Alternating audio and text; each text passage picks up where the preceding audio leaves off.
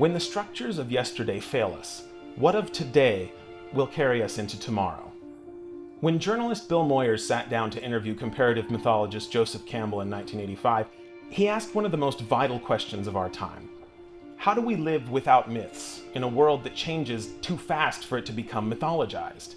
The individual has to find the aspect of myth that has to do with the conduct of his life. As ancient mythologies sought to facilitate communal harmony with their local environment, modern focus on the individual has shaped our own divided culture. This jury-rigged assembly of mythic experiences we desperately cobble together from various pieces of popular culture leaves us with certain questions that go largely unanswered in traditional mythological structures. Chief among them, how will our ever-progressing technological prowess harmonize with the eternal human mysteries? That question, along with its various philosophical implications, inform the thematic understructure of the feature film Tomorrowland, from filmmakers Brad Bird, Damon Lindelof, and Jeff Jensen. With its timeless themes born of a bold structure and the dynamic, unspoken actions of its characters, this work has earned a place on my shelf of living myths, from which I can assemble some form of personal mythology. The deeper I dig, the further the themes reveal themselves to me, reflected in every corner of this jam-packed masterpiece.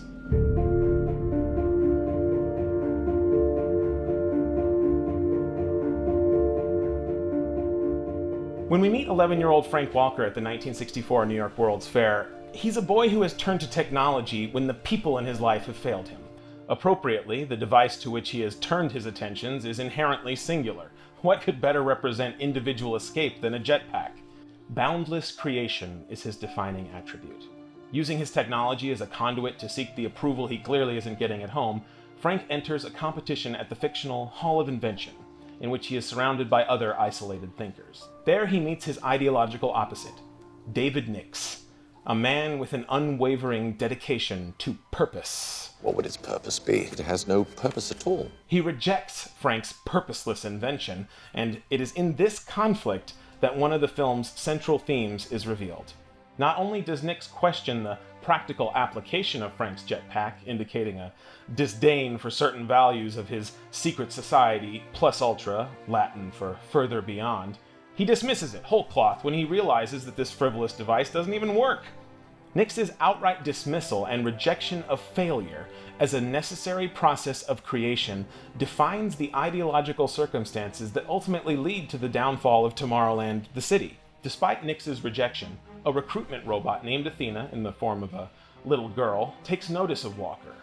She sees in him that which her parameters are searching for, along with something else she doesn't yet understand. Her immediate disagreement with Nix regarding Frank's viability as a recruit further cements his position against those who programmed her. Nix is brilliant, but bureaucratic to a fault. He represents the worst remnants of plus ultra through the natural evolution of human weakness, and Athena, the best intentions preserved in an unchanging mechanism. Athena's newfound boldness leads her to gift the boy a means to gain entry to Tomorrowland, plus ultra's city of the future where invention could flourish outside the confines of our world's physical and institutional boundaries. When young Frank first glimpses the city, it's under construction, a work in progress that he can and will help to define. A microcosm of Frank's entire journey is glimpsed in his first interaction upon entering the would-be utopia.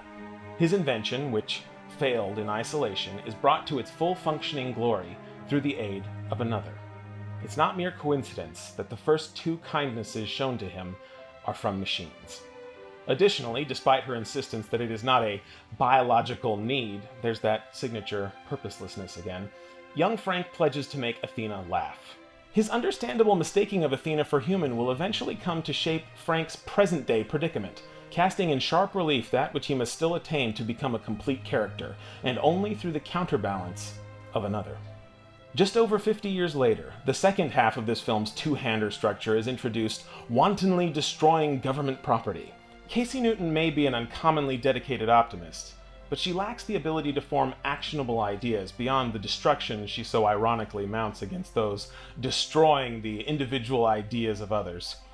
This manifests through her interaction with Frank, first setting his tractor ablaze, leaving him to preserve it through invention, This dynamic will begin to evolve and invert as their journey progresses. Casey and her isolation represents a desire to change, a raw optimism but with no capacity to rebuild what she attempts to destroy. She finds herself in a juvenile loop of destructing that which seeks to destruct her ideals. But to destroy that which inhibits you, that which causes your failure, is not fully embracing the lessons of the circumstance that led to that failure. For that reason, her rebellion is stunted and she lacks the ability to create from the necessary destruction. Frank, on the other hand, has turned to raw creation, even after the loss of anything resembling optimism. When people failed him, he turned to technology. He created. And just when he believed a person might connect with him, he learns she's not what she appeared to be.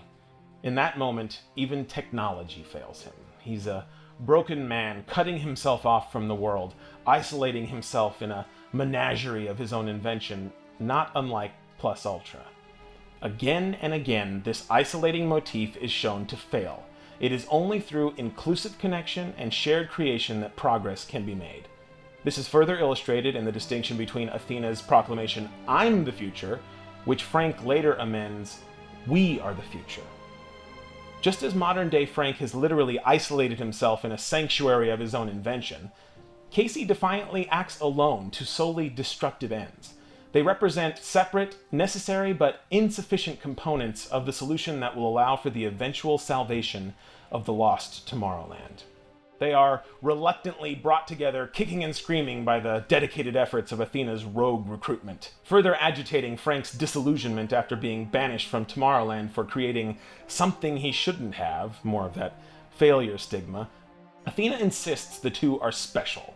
Frank recognizes in her programming the values that led to the downfall of the city he helped shape. He tries to make it very clear to Casey that these optimistic feelings of hope for the future are an illusion, supported by such designations of individual exceptionalism. You've been manipulated to feel like you're part of something incredible. Like you were special.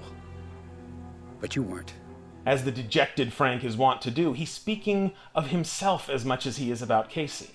Through the tragedy of his relationship with Athena and his ensuing banishment, he has come to reflect the earthbound equivalent of Tomorrowland's Nyx. Despite his childhood dedication to not giving up, which directly mirrors Casey's, he has become his own shadow.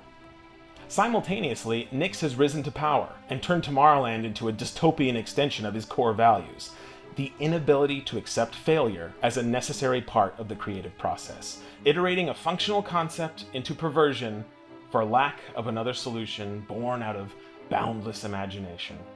Through the unfolding of this conflict, the film's technological themes begin to come into focus. The potential for any technology to become destructive rather than constructive lies in the degree to which it is imbued with more than its mechanical, deterministic fate as a singular, functional idea. To what degree does it service open, connective creativity? Any choice has the potential to evolve into an apocalyptic state. Strictly developing Frank's probability algorithm, Nyx has literally surrounded himself with images of the apocalypse. In this way, his fatal hypocrisy is revealed. He decries the world's resignation to a terrible fate, but allows them as his excuse to do the same. He's unable to accept and transcend the failings of the past in service of our present creation of the future. This relationship with the past runs deeply through the themes of the film as both a celebration and condemnation of nostalgia itself, a warning against the dangers of escaping into the past. Adult Frank is stunted in his development by a bright past that was robbed of him, and Casey's destructive inability to let go of the past's failings are embodied in her inordinate insistence on keeping hold of her father's hat. Just as her hat is climactically taken away from her, so too must Frank confront his relationship with the past.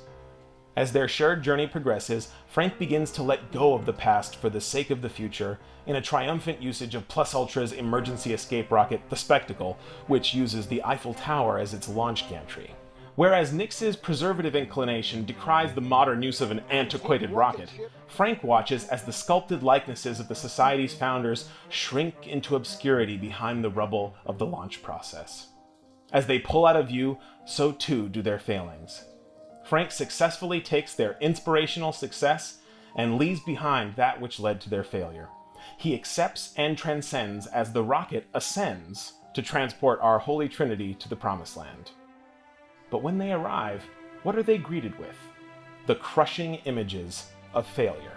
A desolate Tomorrowland left to ruin by Nix's rule. His singularly focused development of the Monitor based on Frank's probability algorithm has monopolized the developmental bandwidth of a once thriving metropolis, which is just steps away from opening to the world. When an idea is locked into a singular purpose, its fate is deterministically locked into that singular future. A true pessimist, by walling off Tomorrowland to any new thinkers, new ideas, Nix has resigned its fate to those mechanisms of isolation.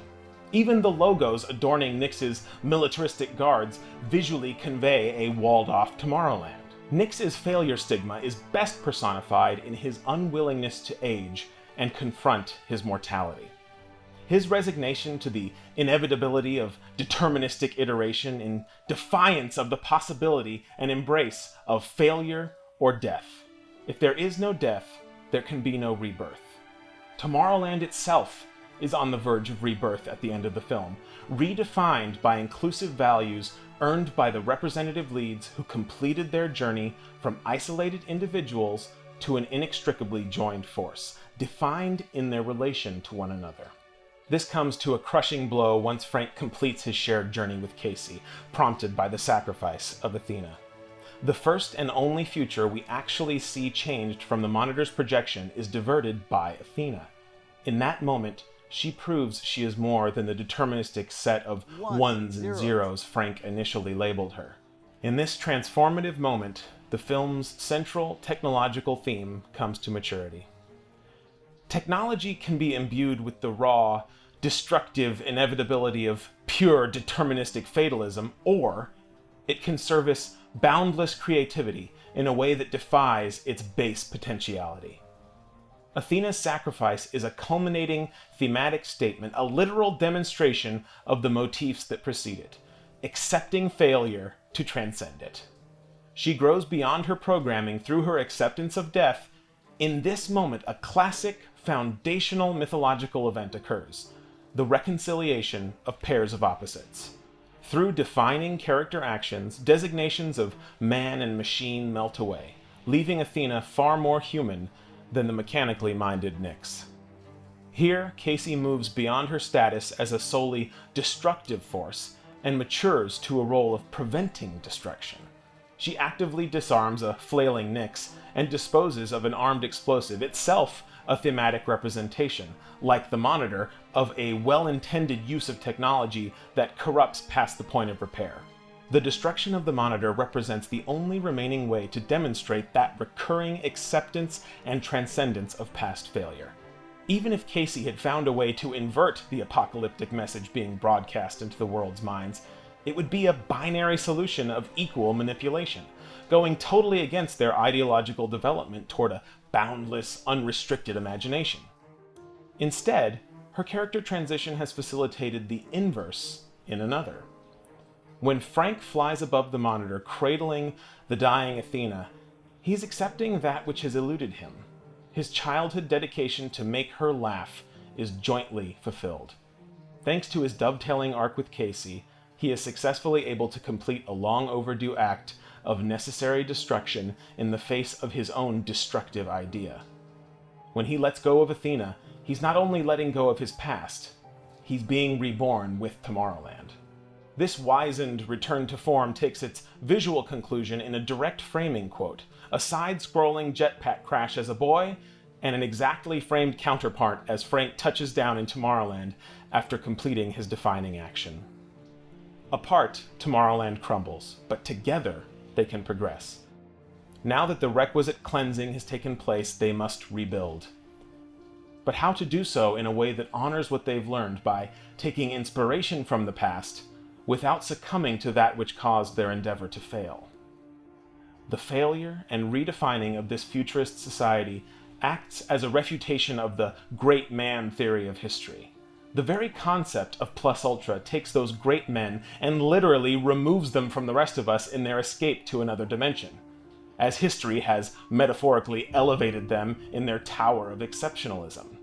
In stark visual and conceptual contrast to the elite membership of Plus Ultra's founders presented in the film, the recruits depicted at the film's end are diverse and, more importantly, represent a broader sample of working-class dreamers in fields that would scarcely be volunteered as genius.